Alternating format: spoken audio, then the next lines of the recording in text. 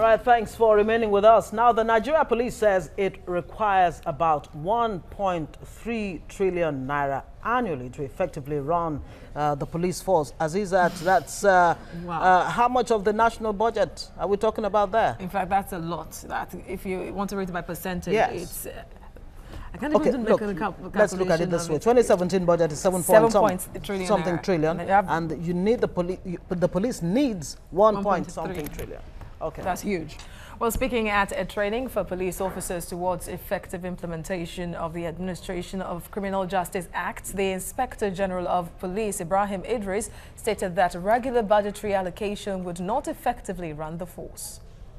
It is my sincere belief that once the police trust fund bill is passed into law, the necessary the finance requirements to fully implement the SCGA, make the police more efficient and effective, and improve the general welfare of the police officers will be made easily available. There is need to recruit more personnel and increase the resources available to the police to perform their duties. We recognize that if we don't fund the police very well, we're deceiving ourselves. My Lord has said it. We're deceiving ourselves.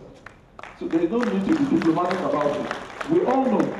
So it's either we fund directly or we do it indirectly, but create a process around it to disempower the mischievous ones within the system who fleece people.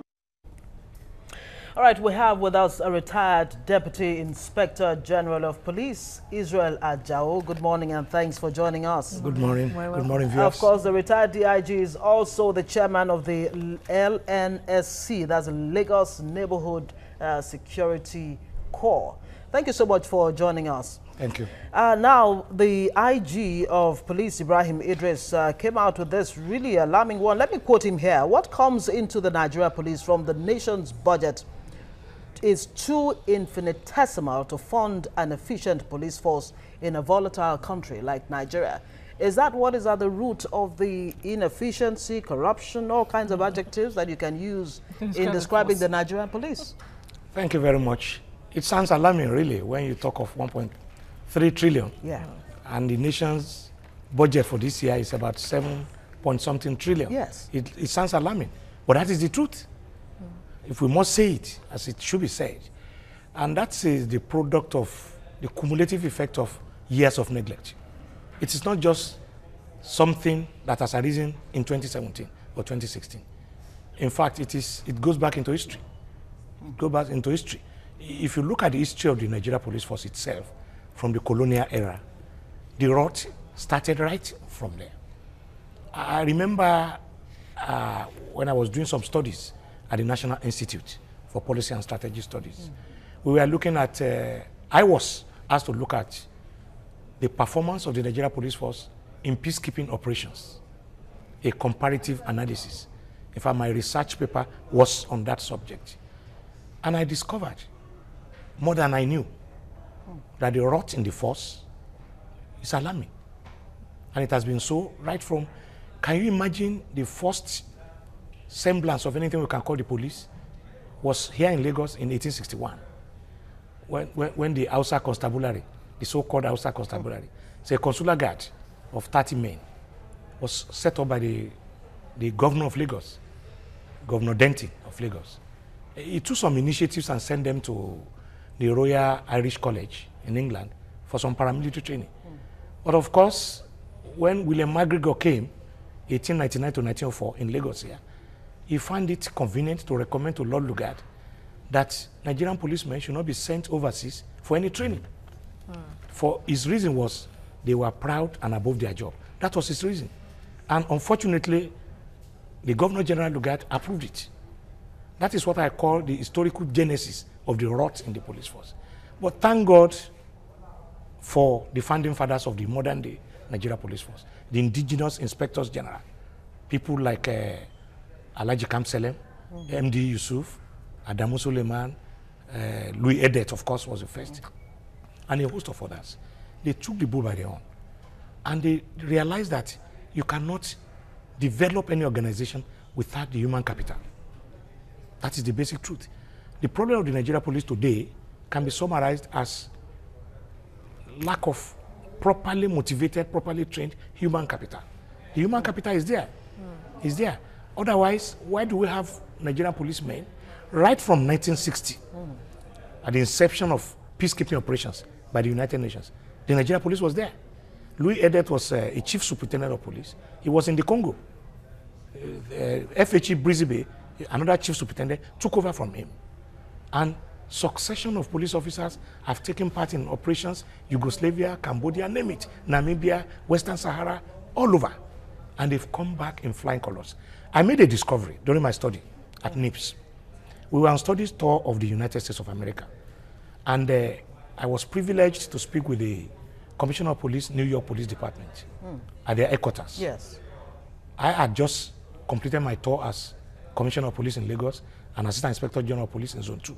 So we were doing a comparison, New York, Lagos, New York City, Lagos. I shut my mouth when I heard what he reeled out has been in the arsenal of NYPD. Over 30 helicopters for New York City. For New York alone. City, New York. And how many does the Nigeria Police Force Vehicles. Well, I can't remember how many we had at that time. Anyway. Today, I don't know how many we have. Yeah, earlier you spoke about the ingenuity of faster IGPs in the country to, take the bull by the horn and solve some of the problems. But then, according to IGP Idris, even it's one thing that the allocation is small, but it's another thing that the total amount of money allocated to the police force is never released. For example, less than 30% of the allocated budget was released to the police. So if this was a yearly problem since the time of previous IGPs, what did they do? Were they bold enough to face the presidency then to say that this must be done, at least give us the pittance allocated to the force? I bet I was at the top hierarchy of the force leadership, and so I have benefit of hindsight.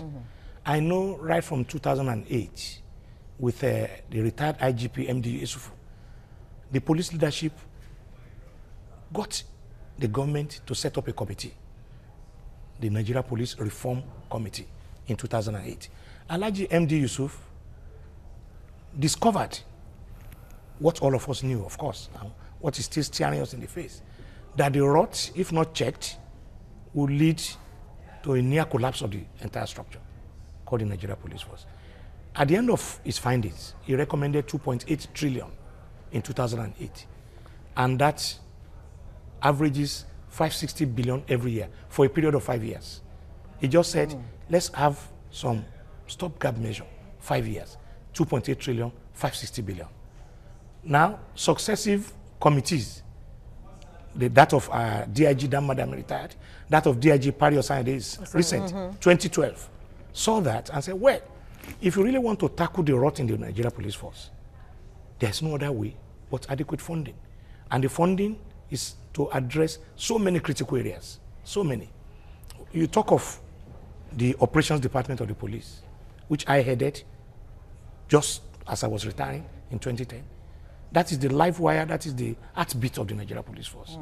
You talk of modern communication gadgets, you talk of ICT infrastructure, you talk of vehicles for patrol, you talk of aircraft for area surveillance, you talk of marine boats, gunboats to patrol the creeks. We are talking of kidnapping on our waterways now.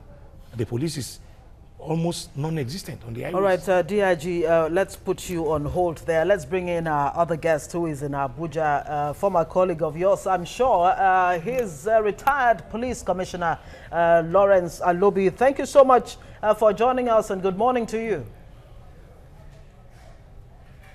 Good morning. It's my pleasure. Thank you for having me. All right. The retired DIG Israel Ajao has tried to paint a picture or take us down memory lane as to the root cause of why the Nigeria Police is where it is presently. But in your thinking, do you think funding is really the major problem that the Nigeria Police has at its root, or is there more to it? I think that is a notorious fact that funding, not only funding, the Nigerian Police Force is being starved of funds. And the current IG even lamented this, said this, when he revealed that the 2016 capital budget, 16 billion was approved, but only 4 billion was released. You see, like in this country, the government and people of this country don't appreciate the value of policing. You see, peace and security are critical and fundamental for the social, economy, and political development of any nation. And policing is key. Policing is, all nations are built on law and order.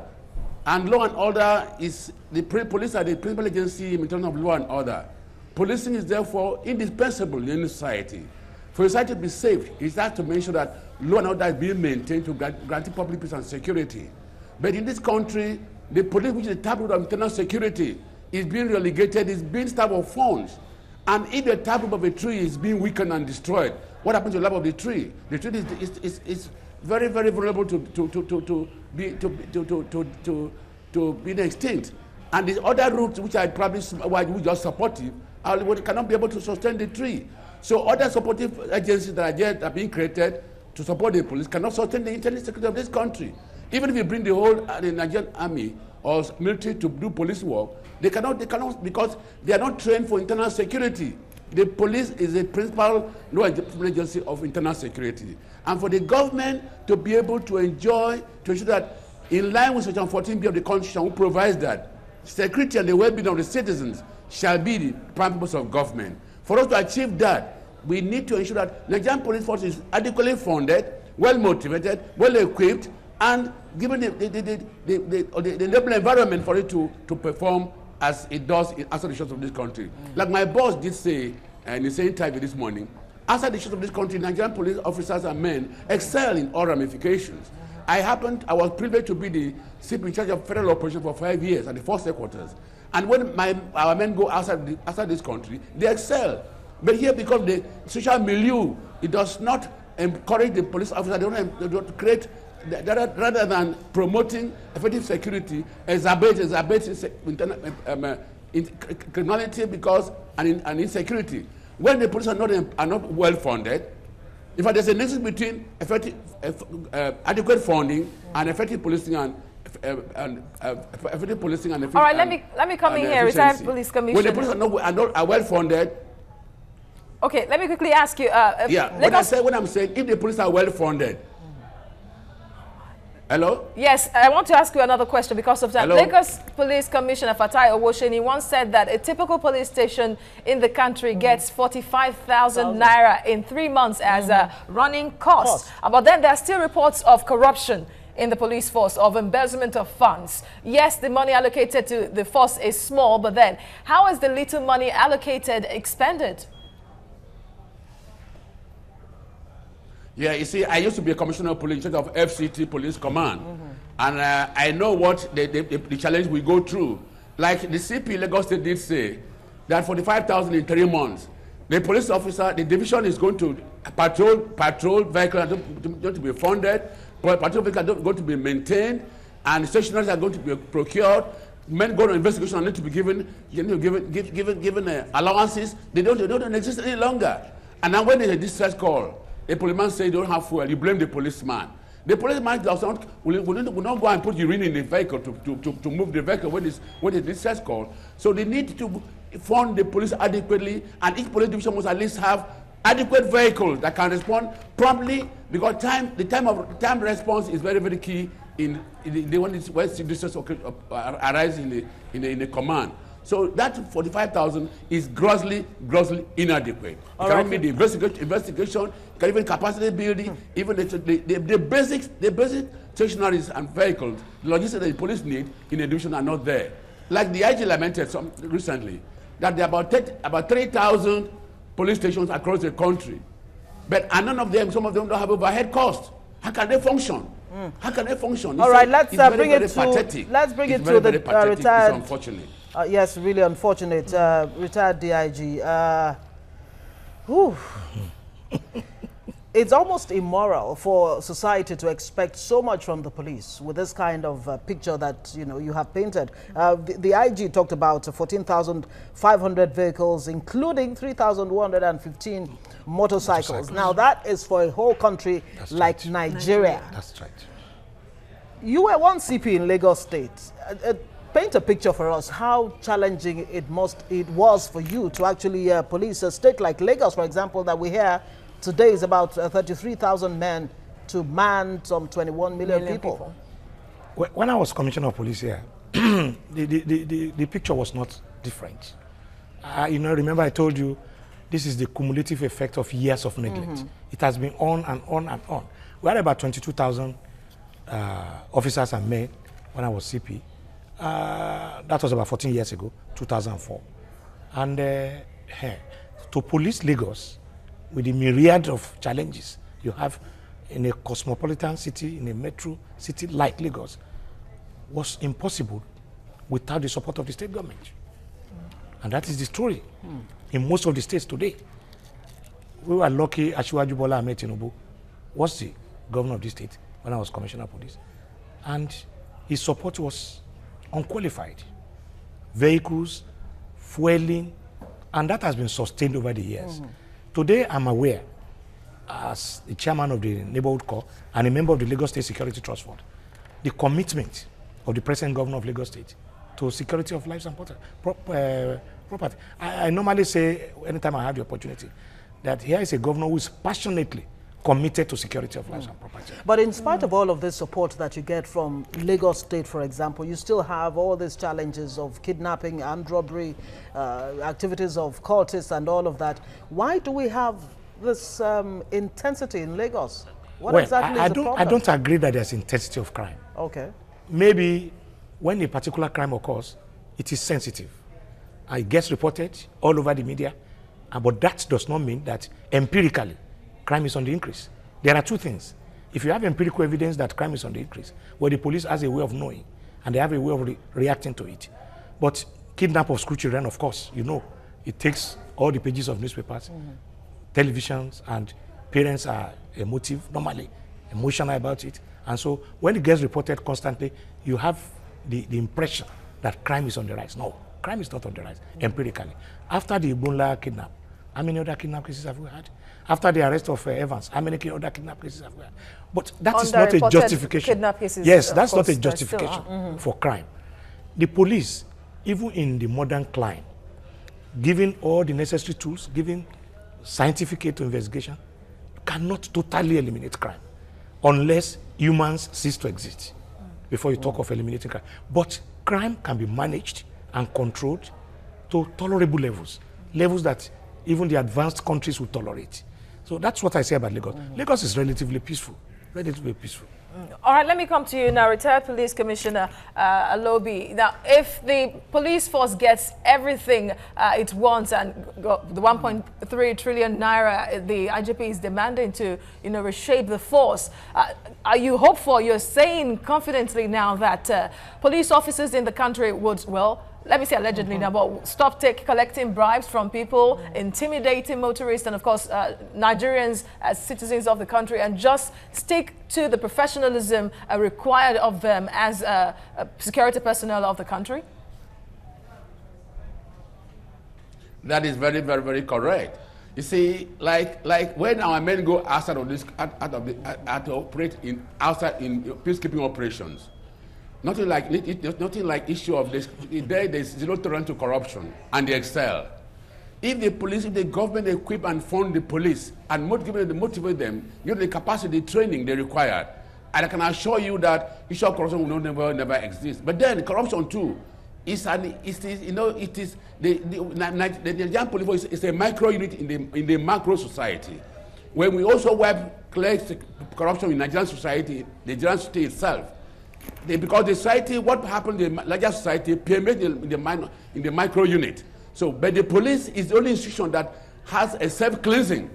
We monitor ourselves, they monitor the police officers. We have there's a branch that is there to do escort. They are there to monitor and ensure that anybody does anything that is contrary to ethics in terms of corruption is arrested and prosecuted.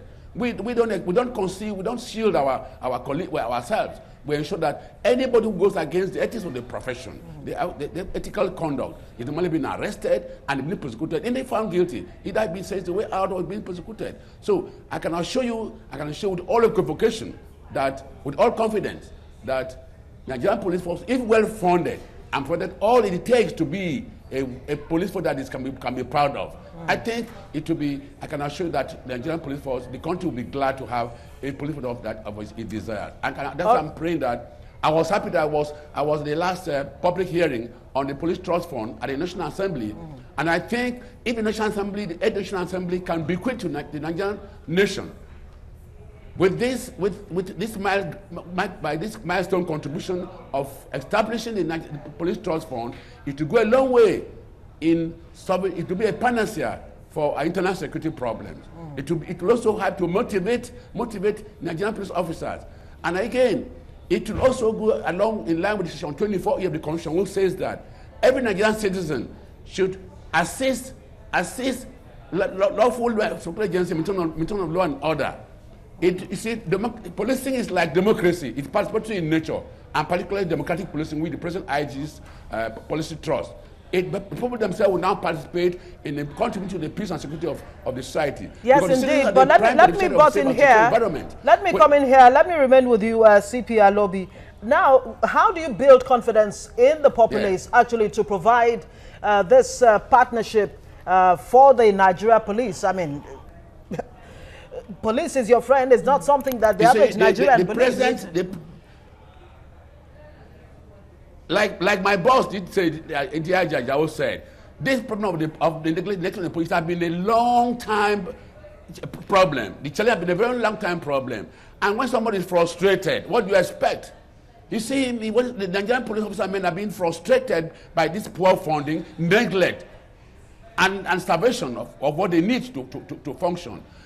The issue of public confidence, public confidence it has a colonial mentality. You see, when the British established the Nigerian police force, the policing then was based on colonial philosophy, brutalization, abuse of human rights. When we not too long we got independent, the military took over, we became militarized policing.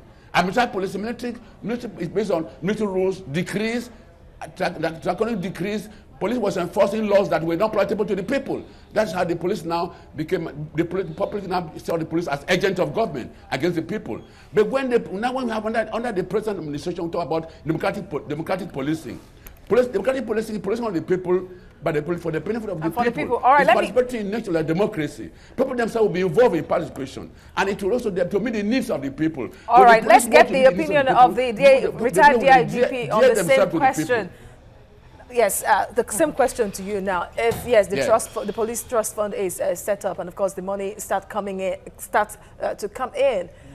Police is your friend, like Ngozi just asked. Now the mandate is for the police to get the support of the people, build the trust of the people. You think it's possible? It is achievable. Not only possible, achievable. And I stand to be corrected.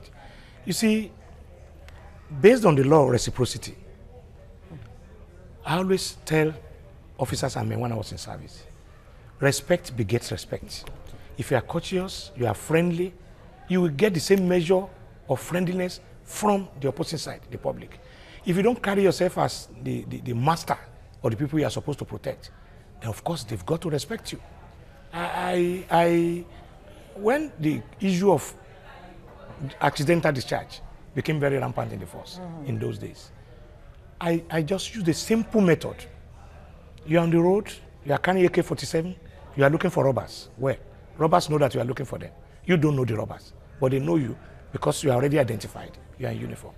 It is not by simply stopping commercial vehicles, extorting money from them, or opening fire when they refuse to stop that will solve the problem. In fact, you are going to compound the problem. You have to build this trust and confidence on training and retraining. If you see the level of opportunities for training and retraining in the Nigeria Police Force today, I'm sure you have a change of heart. You will conclude, you come to the conclusion that the police, in spite of all odds, are doing their level. But there are allegations that some police officers too, are complicit in crimes, conspire with armed robbers to rob or supply them weapons or uniforms. Even in the family units, we have bad eggs, the smallest of all units in the society. Mother, father, 2 children or 3 children, you must have some defiance. I'm not saying that policemen are saints. 348,000 officers and men brought up by their parents from various backgrounds, come into the police college for 6 months to train. you turn them out to police the public. You must have some. Isn't that where the recruitment process really that's what I'm saying. Should be very tight? I'll allow you to answer that. But the issue of community policing and state policing has been on the front burner of national discourse. Where do you stand with that? Do you think community policing or state police would actually improve in terms of the efficiency of the Nigeria police if that is actually achieved? All over the world, community policing is the in thing. It was introduced by the Nigeria Police Force in 2002. But you see, we are still talking of funding. We still come back to this funding. There are so many projects involved in community policing that need to be funded. The British... Should it remain centralized then, or should the police, for example, Lagos State has its own LYPD, if one could put it that way? Well, you are talking politics now. Should we have state police or federal police? Absolutely. My take on it is this. Whatever Nigerians come out with eventually, this is a political issue. Whatever Nigerians come out with eventually, federal police, state police, local government police, you cannot run away from the fact funding. If you still go the same way as you are going with the Nigeria Police Force, and you replicate police forces all over the states and local government, they will become moribund. That is the truth. We have to face the facts. Even if we say the Nigeria Police Force is not performing at the optimum, examine the causative factors. I'm saying give the force leadership the opportunity to have the right type of equipment, logistic support, good barracks, good working environments, CCTV cameras, armaments, things that you need, ordinary things that you need, and see whether they will not excel. I just told you about a corporal. The much vilified, the much criticized rank and file in Nigeria Police is the rank and file, because they are the people we meet on the road every day, corporals and sergeants, non-commissioned officers. When I got to the United Nations headquarters, I was shocked to see in the Hall of Fame one Corporal Mohammed shaking hands with Boutros Ghali, the then UN Secretary General, for his gallant performance in Cambodia. Bring Corporal Mohammed back to Nigeria, his performance changes. That is environmental. And it's not the cause. The cause is elsewhere, and that is funding. All right. You need to fund the police. To make the force effective. All right. Retired Police Commissioner, back to you now. The Chairman Committee of House of Police Affairs said that the police is overstretched. And of course, apart from that, there is the problem of poor funding. And so like Ngozi asked retired DIGP, don't you think state police will be most appropriate here just to remove the burden from the federal government? Sorry, coming again? Don't you think state police will be the answer, since it's pretty much difficult for the federal government to fund the Nigeria Police Force? You say like my boss did, Mr. Ajao just said. Whether it is state police, it is Nigerian police, whether it's centralized policing, the bottom line is that the police, whatever it is segmented into to state police, they need to be funded. They need to be funded. Today in Nigeria, some states cannot even pay salaries, and policing is capital intensive. So that whatever like he says, the political decision of the government. If they decide to fragment it into state police or centralize it, the federal police, the bottom line is that the police need to be funded and to be well equipped. You see, modern policing is not only intelligent and knowledge driven, it's also technologically driven. And technologically driven policing is capital intensive. So I think the issue of whether it's state police or federal police is not the answer. The solution is adequate funding, adequate training, and motivation. Like my dear just talking about the principle of reciprocity. Life is based on principle of reciprocity. Let me ask you, talk about public image, public support, and so forth.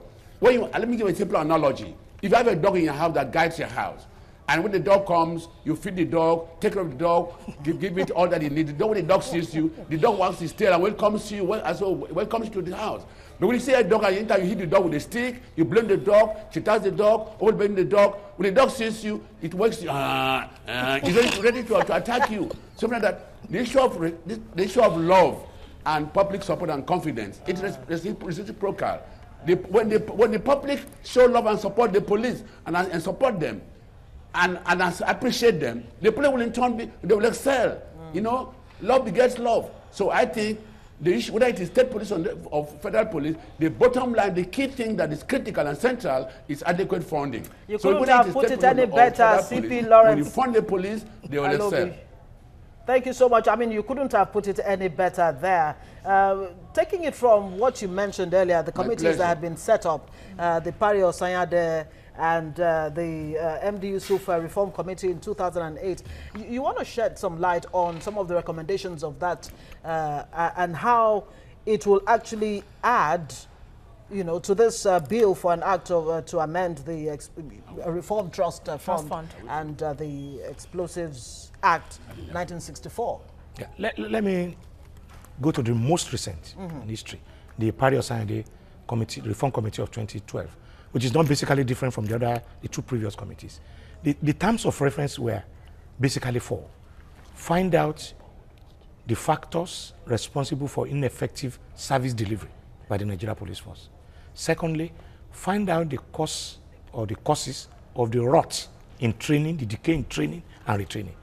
Find out, number three, find out the reason for the loss of public confidence in the police force. And then number four, administrative. Look into records of officers and men and find out those who are no longer fit for service. If you look at these four terms of reference, they summarize the problem of the Nigeria Police Force. But in coming out with recommendations, the DIG Pari Osanyade Committee ended up by saying, look, give the police a conducive atmosphere to operate. Can you imagine over 7,000 formations and units Nigeria Police has all over the country? And you give them 368 million in 2016 as duty to allowance, divide that by 7,000, comes down to about 50 something, and 4,000 plus a month. A divisional police officer will take about 4,000 naira in a month as duty to allowance to do what? To pay what? And for what purpose? It's a highly mobile service. You move every time. Either you travel on investigation, or you go to scenes of riot, you travel and you need to be paid. It's in the public service. But the money is just not there to pay them. Okay. Now, the recommendations of all these committees set up since 2008, even till 2012, were pretty much discarded because nothing was heard of them. And then the Police Trust Fund has been in the works since 2009. Now it is here again. The police is hopeful this time around that it could be passed into law. But since all this while, you have a feeling or any inkling somehow that politics is at play here that got it delayed this long? Well, I wouldn't say politics. It's unfortunate, though. Everybody, politics apart, needs security. Everybody agrees that we need Nigeria Police Force to perform optimally. You can't grow the economy without security. Any sector of the economy, oil and gas, mining, agriculture, you need the police.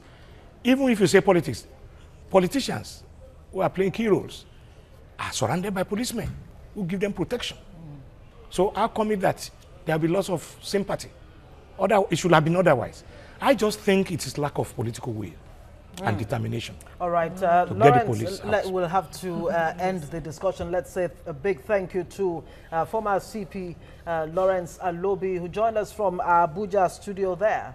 And thank you very much, retired Deputy Inspector General of Police Israel Ajao, for your time in the studio. Of course, you're also the chairman of the Lagos Neighborhood Watch. We will have to invite you another time so you can come and tell us about the activities. Thank you for coming. You're welcome. Thank you so much and good morning. Neighborhood Corps. Thank you so much.